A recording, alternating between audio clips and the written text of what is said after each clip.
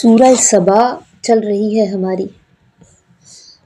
ہمارا آج کا سبق آیت 46 اور چھٹے رکوع سے شروع ہوگا۔ شروع کرتے ہیں۔ بسم اللہ الرحمن الرحیم۔ قل آپ کہہ دیجئے انما اعظکم بے شک میں صرف نصیحت کرتا ہوں تمہیں بواحدۃ ایک بات کی۔ وہ نصیحت کیا ہے آگے اللہ تعالیٰ بتا رہے ہیں۔ ان تقوموا یہ کہ تم کھڑے ہو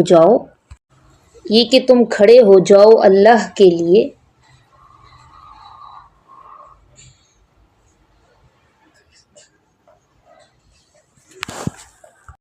مثنا دو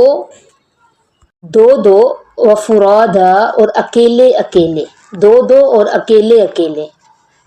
ثم تتفکروا پھر تم خوب غور و فکر کرو۔ ما بصاحبکم من جنہ کہ نہیں ہے تمہارے ساتھی کو من جنہ کوئی جنون کوئی دیوانگی، ان ہوا نہیں ہے وہ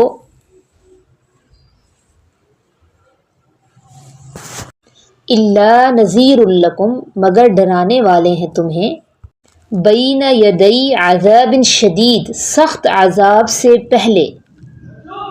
بین یدی کا مطلب ہے پہلے آگے، سخت عذاب آنے سے پہلے، سخت عذاب سے پہلے۔ قرآن مجید لوگوں کو مختلف طریقوں سے سوچنے کا حکم دیتا ہے نا، تاکہ انسان کے سامنے حق اور باطل واضح ہو جائے، اس کو سمجھ آ جائے۔ یہاں اب اللہ تعالیٰ ایک اور نصیحت کر رہے ہیں۔ وہ نصیحت کیا ہے کہ تم اپنے مجموع سے، اپنے اس ماحول سے باہر نکلو۔ انسان جب کسی خاص قسم کے ماحول میں ہو یا اپنی قوم میں ہو تو اس پر اس قوم کے ماحول کے اثرات ہوتے ہیں۔ انسان اگر حق کی طرف سوچنا شروع بھی کرے نا تو جو چیزیں اس کے ماحول کا حصہ ہوتی ہیں وہ اس پر غالب آ جاتی ہیں، یا لوگ ایسے ہوتے ہیں جو اس کو بہکا دیتے ہیں، اس کو سوچنے کا، غور و فکر کرنے کا موقع ہی نہیں ملتا۔ تو غور و فکر کرنے کا دیکھیں ایک طریقہ تو یہ ہوتا ہے نا کہ یا تو آدمی اکیلا ہو کر غور و فکر کرے یا دو آدمی مل کر آپس میں ڈیبیٹ کریں تاکہ وہ کسی نتیجے پر پہنچ جائیں۔ بعض لوگوں کا مزاج ایسا ہوتا ہے کہ جب وہ تنہائی میں کسی بات پہ غور و فکر کرتے ہیں نا تو کسی نہ کسی نتیجے پر پہنچ جاتے ہیں، درست چیز ان کو سمجھ میں آ جاتی ہے۔ اور بعض لوگوں کا مزاج ایسے ہوتا ہے کہ ان کو خود سے کوئی چیز سمجھ میں نہیں آ رہی ہوتی، بعض چیزیں ایسی ہوتی ہیں جو خود سے سمجھ میں نہیں آ رہی ہوتی۔ تو جب دو آدمی بیٹھ کر ایک جگہ آپس میں ڈائلاگ کرتے ہیں، نیوٹرل ہو کر آپس میں ڈیبیٹ کرتے ہیں، تو پھر پتہ چلتا ہے کہ اس چیز کے یہ منفی پہلو ہیں، یہ پازیٹیو پہلو ہیں، پھر وہ چیز سمجھ میں آ جاتی ہے۔ تو اللہ تعالیٰ یہ طریقہ سکھا رہے ہیں کہ بھئی تم لوگ عام مجمع سے، اپنے ماحول سے تھوڑی دیر کے لیے الگ ہو، تنہائی میں جا کر غور و فکر کرو، یا دو بندے مل جاؤ اور آپس میں ڈیبیٹ کرو۔ اور نبی علیہ الصلوۃ والسلام کی شخصیت کو دیکھو کہ جو انہوں نے تمہارے درمیان، صاحبکم کا لفظ ہے نا، تمہارا ساتھی، یعنی یہ تمہارا ساتھی ہے، تمہارے درمیان اس نے زندگی گزاری ہے، تو وہ دیکھو، ان کی زندگی کو دیکھو، اور یہ بھی دیکھو کہ وہ تمہیں کس چیز کی طرف بلا رہے ہیں۔ ان کی دعوت تو صاف سیدھی ہے نا، نماز پڑھو، زکوٰۃ ادا کرو، ایک اللہ کی عبادت کرو۔ تو کیا خود پھر سوچو، کیا ایسی چیزوں سے ٹکر بنتی ہے، دشمنی بنتی ہے؟ اور پھر یہ بھی سوچو کہ ایک بندہ ایک طرف ہے اور پوری قوم دوسری طرف ہے، تو یہ کیا ایسی چیزیں ہیں کہ پوری قوم سے ٹکر لے رہا ہے؟ جب دیکھیں کوئی بندہ اپنے پورے ماحول، پوری قوم سے ٹکر لے رہا ہو تو دو وجوہات ہوتی ہیں نا، یا تو اسے جنون ہوتا ہے، یا اسے کوئی لالچ ہوتا ہے، کسی عہدے کا لالچ ہوتا ہے یا مال کا لالچ ہوتا ہے۔ تو اللہ نے یہاں دونوں کی نفی کی، تمہیں پتہ چلے گا نہ تمہارے ساتھی کو جنون ہے، نہ انہیں عہدے اور مال کا لالچ ہے۔ ٹھیک ہے، تو یہ اللہ تعالیٰ یہاں سوچنے کی دعوت دے رہے ہیں دو طریقوں سے، اور یہ طریقہ آج بھی اختیار کیا جا سکتا ہے، ریفلیکشن کا طریقہ، کہ آپ تنہائی میں بیٹھ کے غور و فکر کریں تاکہ زندگی کی حقیقت سمجھ میں آئے، یا اگر کسی مسئلے میں الجھے ہوئے تو آپس میں دو بندے ڈیبیٹ کر لیں، یا پھر الگ سے تنہائی میں سوچیں کہ یہ کیا ہے، اس میں میرے لیے کیا صحیح، کیا چیز ہے۔ یا کسی بندے کے بارے میں غور کرنا ہے تو اس کے آپ اس کی شخصیت کے منفی مثبت پہلو سامنے رکھ کر اس طرح سوچ سکتے ہیں۔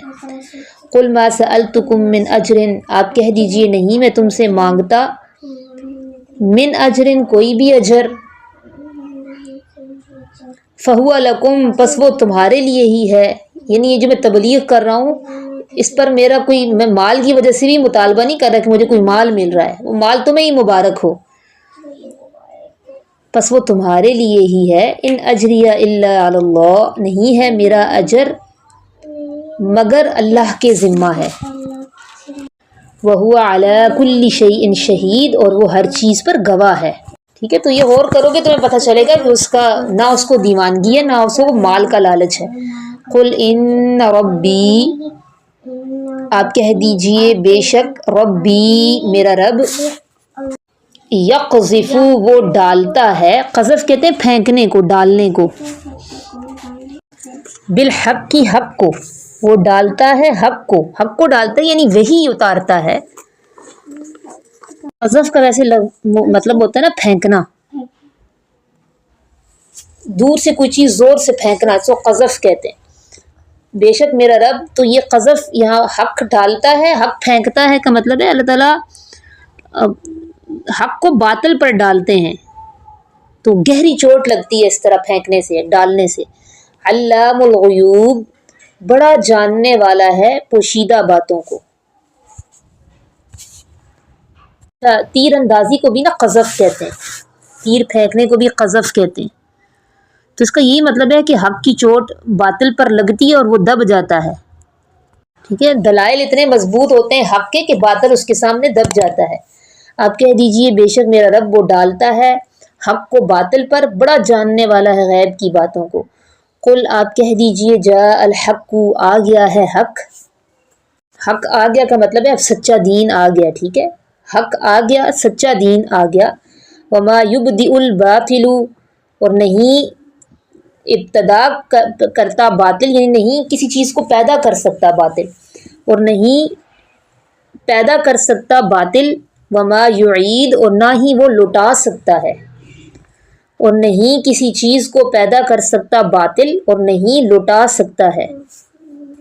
اس کے جو مفہوم بن رہا ہے نا تفسیر میں، وہ مطلب نہیں ہوگا کہ نہیں پیدا کر سکتا باطل اور نہیں لوٹا سکتا، اس کا مطلب ہے کہ باطل کی نہ کوئی حیثیت ہے اور نہ اس کے اثرات ہوتے ہیں۔ ٹھیک ہے، نہ کوئی حیثیت ہے نہ اس کے اثرات ہیں، غالب ہمیشہ حق ہوتا ہے۔ قل آپ کہہ دیجئے ان ضللت،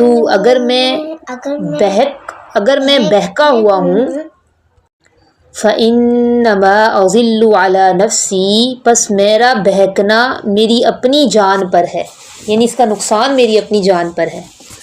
پس بے شک میرا بہکنا علی نفسی، میری اپنی جان پر ہے، میرے بہکنے کا وبال میری اپنی جان پر ہے۔ وَإِنِ اهْتَدَيْتُ، اور اگر میں ہدایت یافتہ ہوں، فَبِمَا يُوحِي إِلَيَّ رَبِّي، پس ان احکامات کی وجہ سے جو وحی کیے جاتے ہیں میری طرف میرے رب کی طرف سے۔ إِنَّهُ سَمِيعٌ قریب، بے شک وہ سننے والا قریب ہے۔ وَلَوْ تَرَىٰ، اور اگر آپ دیکھیں، اِذْ فَزِعُوا، جب وہ گھبرائیں گے، فَلَا فَوْتَ، پس نہیں وہ بھاگ سکیں گے، أُخِذُوا مِن مَّكَانٍ قریب، اور انہیں پکڑ لیا جائے گا قریب جگہ سے۔ یہ میدان حشر کی بات ہو رہی ہے کہ جب گرفت میں آئیں گے نا تو اللہ کی گرفت سے بھاگ نہیں سکیں گے، گھبراہٹ طاری ہوگی، دل تو یہی چاہے گا کہ یہاں سے کہیں فرار ہو جائیں، تو فلا فوت ہے، بھاگنے کی کوئی صورت ہی نہیں ہوگی۔ وقالوا، اور وہ کہیں گے، آمنا بھی، ہم ایمان لے آئے ہیں اس قرآن پر۔ اس وقت پھر کوئی چارہ ہی نہیں ہوگا تو ایمان لے آئیں گے، کہیں گے ہم ایمان لے آئے ہیں اس پر۔ وَأَنَّا، اور کہاں سے ہوگا، لہم ان کے لیے، التناوش، تناوش کا مطلب ہے تناول، یعنی کسی چیز کا پہنچ میں ہونا، کسی چیز کو پا لینا، تو کہاں سے ہوگا ان کے لیے پا لینا ایمان کو، من مکان بعید، دور جگہ سے، دور جگہ کا مطلب ہے دار الجزا، دنیا کے مقابلے میں آخرت دار البعید ہے نا، دور جگہ، تو یہ دار الجزا ہے۔ تو اللہ تعالیٰ یہاں یہ سمجھائیں کہ دیکھو ایمان کا وقت دنیا تھا، آخرت نہیں۔ ایمان کے لیے اللہ نے دنیا بنائی تھی، وہاں مہلت تھی، چانس تھا۔ تو جس طرح دور سے کسی چیز کو پکڑنا ممکن نہیں، اب آخرت میں ایمان لانے کی گنجائش نہیں، کہاں سے ہوگا ان کے لیے پا لینا ایمان کو دور جگہ سے۔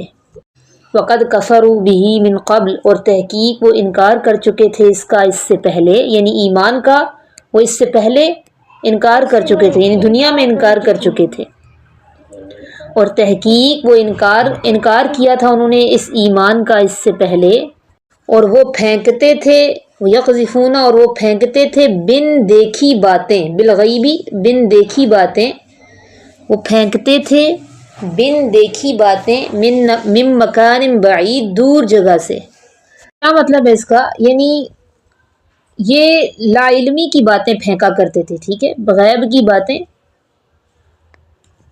ایسی باتیں، غیب کا یہاں مطلب ہے جس کی وجود پر کوئی دلیل نہیں تھی ان کے پاس۔ کسی غیب کے ہونے پر اگر کوئی دلیل ہو نا تو اس پر تو ایمان لانا ضروری ہے، چاہے وہ عقل سے ثابت ہو یا نقل سے۔ نقل کا مطلب ہے پیغمبروں نے بتایا ہو یا تحقیق سے پتہ چلا ہو، تو کسی غیب کے وجود پر اگر کوئی عقلی یا نقلی دلیل ہو تو اس پر تو ایمان لانا ضروری ہے، لیکن ان لوگوں کا جو غیب تھا اس کے پیچھے کوئی دلیل نہیں تھی۔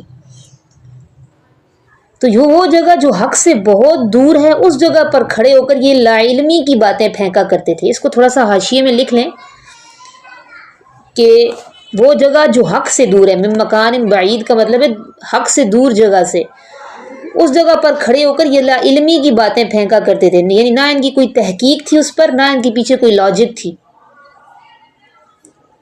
تو اس جگہ پہ کھڑے ہو کے جو حق سے بہت دور ہے یہ لا علمی کی باتیں پھینکا کرتے تھے۔ وحیلا، اور